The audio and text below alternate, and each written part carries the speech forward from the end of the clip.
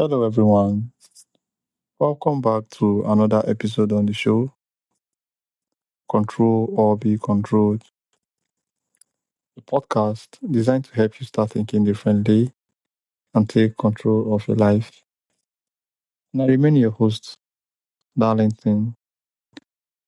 Our guest today believes that many women reach a point in life where the roles they have carried, the expectations they have followed, and the identities they have built no longer feel aligned with who they are becoming. Sharon Ann Rose is a ceremonialist, author, and shamanic priestess devoted to the restoration of the feminine. With more than 25 years of guiding women through profound life transitions, she helps women reconnect with their inner wisdom, embrace transformation, and rediscover their authentic power. She is the author of Faces of the Mother, a feminine path to embodiment through ancient wisdom, archetypes, and soul fertility, a work exploring feminine spirituality, ancestral wisdom, and embodiment, and a sacred relationship between women, nature, and creation. Through her teachings, rituals, and storytelling, Sharon brings together ancient wisdom and modern experiences, helping women navigate burnout, grief, identity shifts, and a search for deeper meaning. Sharon, welcome to the show. Thank you so much, Darlington. I appreciate your invite to join you on the show. Thank you so much, Sharon. And I really hope you enjoyed that introduction. Thanks. All right, so your work centers around the restoration of the feminine. What does that mean, and why do you believe this is something that the world needs right now? Yes, the restoration of the feminine is very much underway. And one of the reasons I think it's so significant for our times is that so often feminine wisdom and feminine traditions and ways of being were very much hidden. Not as easily seen to the average eye. And that's because they really oversee the domain of the internal workings of ourselves. And whether you're male or female or anywhere in between or both of those, it so surpasses gender. It's really about turning inward and accessing the place inside of us where creation meets us, where life literally fills us with its with its architecture, with its wisdom, with its intelligence, and with its guidance. And so I think for so long, so many, certainly centuries and beyond, we have had a very externally focused and outwardly driven capacity that we've been looking at to find our guidance. And so when we turn towards sacred feminine wisdom, we're invited inside. And that allows us to turn towards this interior relationship we have with creation and to begin to create life from that relationship, which is a true, intimacy. It's an interrelationship. It's not independent. It is so deeply connected to all that there is. Okay, thank you so much, Sharon. You are doing a very, very great work there, helping women restore the feminine. So many women reach a point where the life they live, they built, no longer feels fulfilling. Why does this transition often becomes a spiritual awakening? Yeah, I think this is true for all humanity. We, especially now, are reaching a stage of true growth and development where what used to work no longer works, and we all feel it. And because the population I work with is women, I've been watching women closely for decades. I've been listening to them, their deepest hungers, desires, and longings. I've been witnessing their change.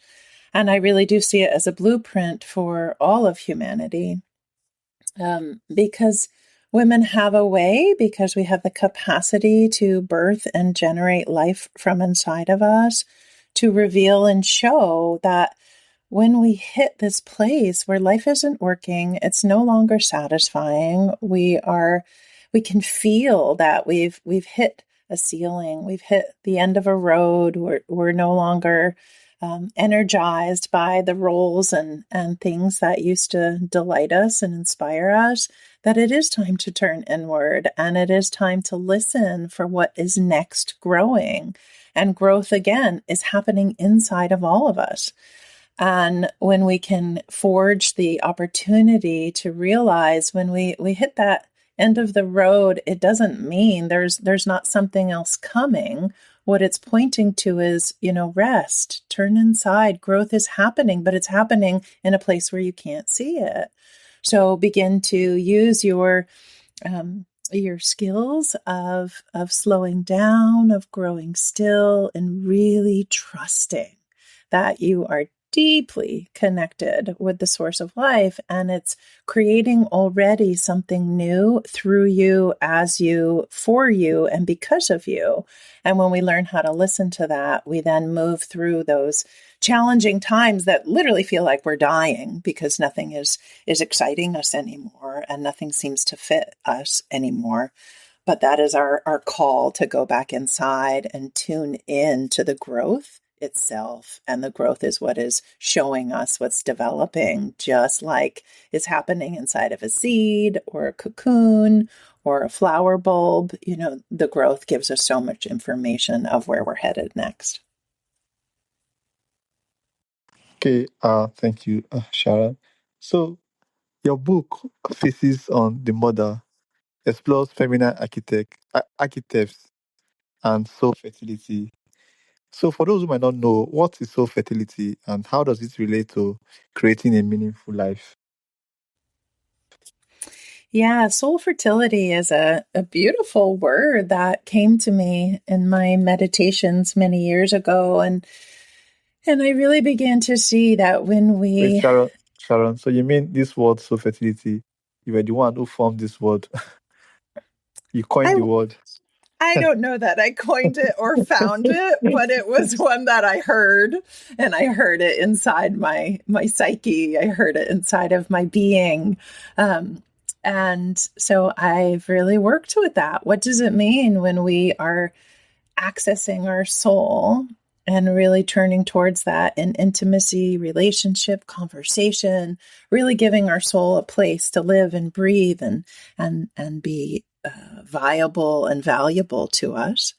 And then when we understand that it has fertility, and so again, fertility often is connotated with women, but that's not necessarily where it ends. It spreads out. Like, I'm looking out my window right now. I'm in my office over my backyard, and all of life. Like, I see trees and I see birds flitting and I see bees buzzing on their beautiful path up into the sky. And all of that has fertility, and meaning like generativity, life energy, aliveness.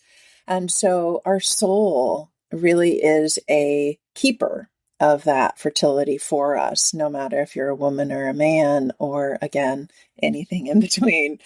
And I think it's so important to understand that we all hold and house this aspect of vitality of life, of fertility, of generativity inside of us. And so when we cultivate that, we're turning towards forging a relationship with our soul. And that can be very personal. I mean, I know everyone likes to get into right away well, how do you connect with your soul? And what are the top 10 steps I can take to connect to my soul? But again, this has to be broken down and turned towards each person to take responsibility for that. And to connect with your soul is very personal, and there is not an outward plan or map, even if others want to tell you there is.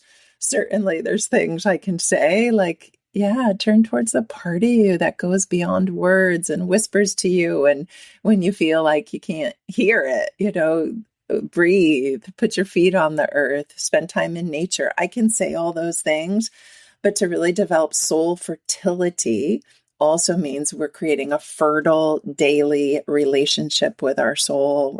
We're letting it know it matters. We're letting the soul of ourselves have space and room in our lives to share and show us what is most nourishing for our souls. And that really is the soul fertility. And the more that we feed our souls, the more that our soul feeds us and creates a life that is very soulful, is very fertile with our own soulfulness. All right, Sharon. So I'm just wondering, your book is titled Faces of Mother, and is this just for mothers, or can young girls also read this book?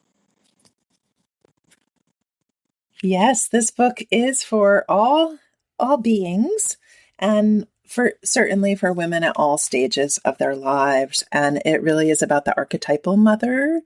And so the great mother that literally mothers all of us and mothers all of life.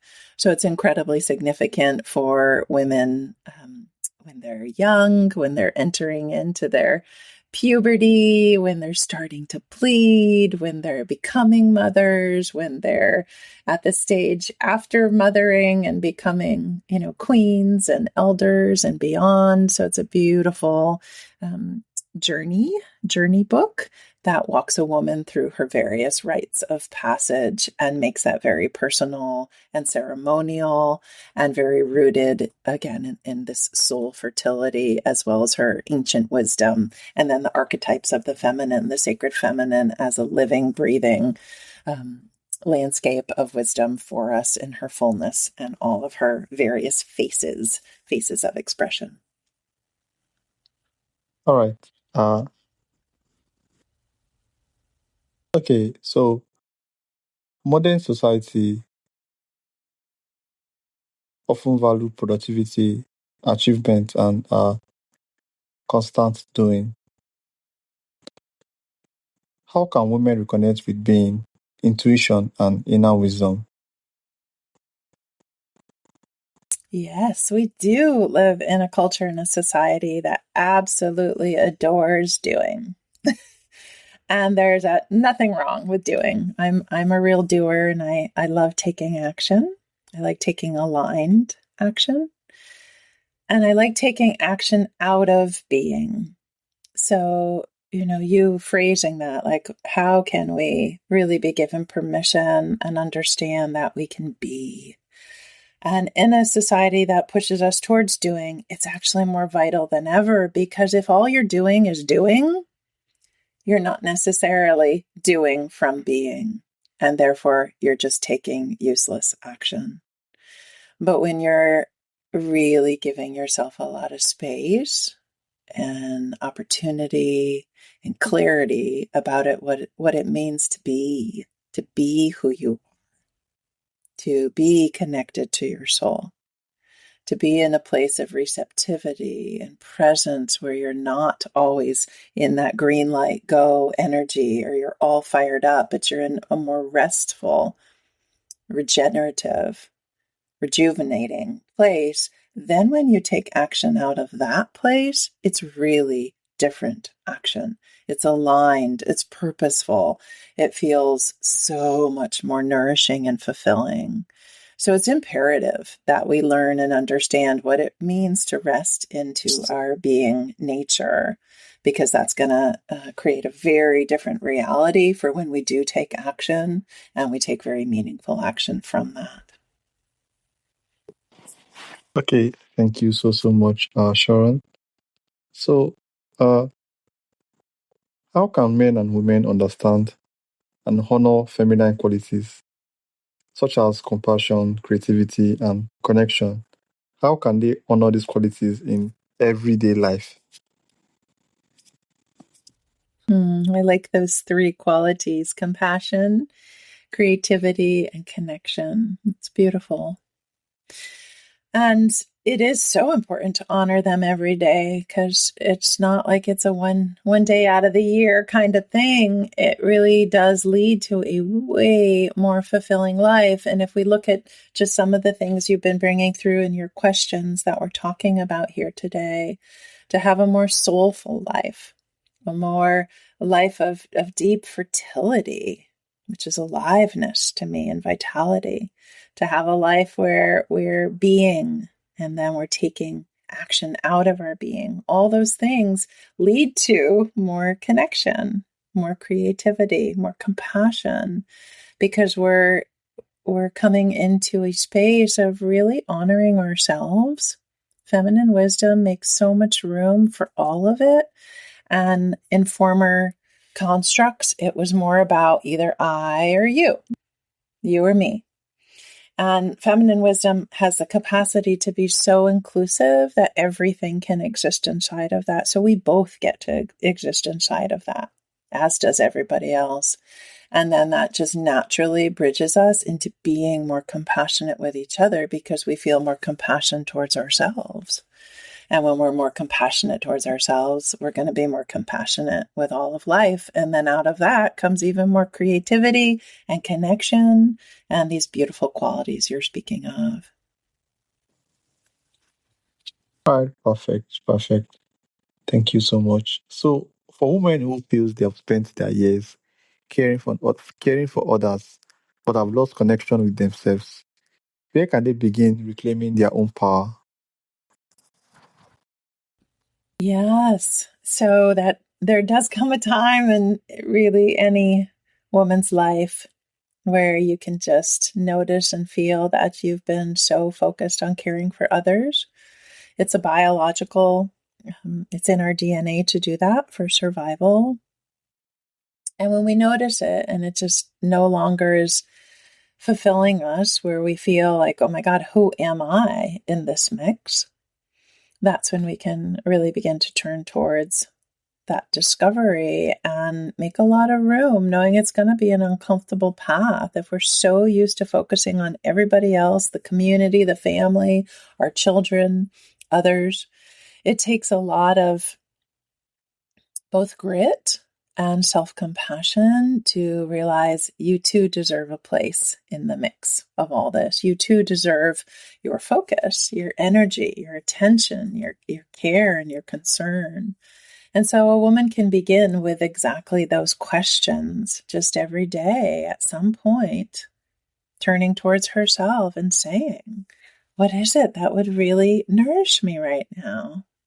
And then letting that have more and more space every day so that she can begin to explore that landscape, knowing it's not going to come quickly. A lot of women feel really overwhelmed when they're asked, well, what do you want? They have no idea. And again, we're not hardwired that way. We're hardwired to be the ones asking, well, what would you like? Not what do I want? So it takes some time and some practice, but asking that to yourself every day, hand on heart, taking a deep breath, what would most nourish me right now is a really beautiful entryway into being able to focus more on oneself. Okay, thank you so much, Sharon. This has been so exciting so far. Thank you so much, and I really appreciate you taking out your time to break this down for my audience today. So, if someone listening feels a deep longing for change but cannot explain why, what questions would you encourage them to ask themselves? Yeah, so if someone is longing for deep change and they don't really know why, I think that's such a beautiful place just to sit with. It's okay, one, not to know why. And I would turn towards that question itself of, I'm longing for change. I wonder why. And letting it just percolate and soften all the edges that we tell ourselves we need to have a reason. Who said we need a reason to want to change? Who said we have to be the same person today as we are tomorrow? So inside of the sitting with the why, finding out your own why begins to open up the permission field. Because when you can feel a change happening, or you can feel you really want to change, you're going to need a way bigger permission field to live from. And you're going to have to be the one to give yourself permission to change, to grow, to do new things, to stop doing old things. And that does require that you keep touching into your why of like, well, why do I want to change? And finding out for yourself, because you have really valid reasons and you actually don't even need a reason at all to change and to grow and to be different and to transform are as normal and normalizing as you could even fathom. That's the way of nature. Change is the way of the universe. So asking yourself that question, finding out your why is a beautiful first step to giving yourself more space, permission, and authority to then go change and make the changes you've really been hungering to make. All right. Thank you so much, Sharon. Thank you, thank you, thank you. This has been so fascinating so far. One of the highlights is the fact that I thought soul fertility was a word. I never knew you invented that from your meditation. So thank you for sharing your wisdom and reminding us that transformation often begins when we listen deeply to the parts of ourselves that have been waiting to be heard. So for those who would like to learn more about your work and your book, Faces of the Mother, and your work with feminine spirituality and embodiment, how can they do that? Yeah, you can find me on my website, which is www.sharonannrose.com. My book, Faces of the Mother, you can purchase it right there on my website. It's also available on Amazon internationally, as well as other online book retailers. And I love connecting, certainly through social media. You'll find me not as much as I used to be, but you can certainly find me there at Sharon Ann Rose.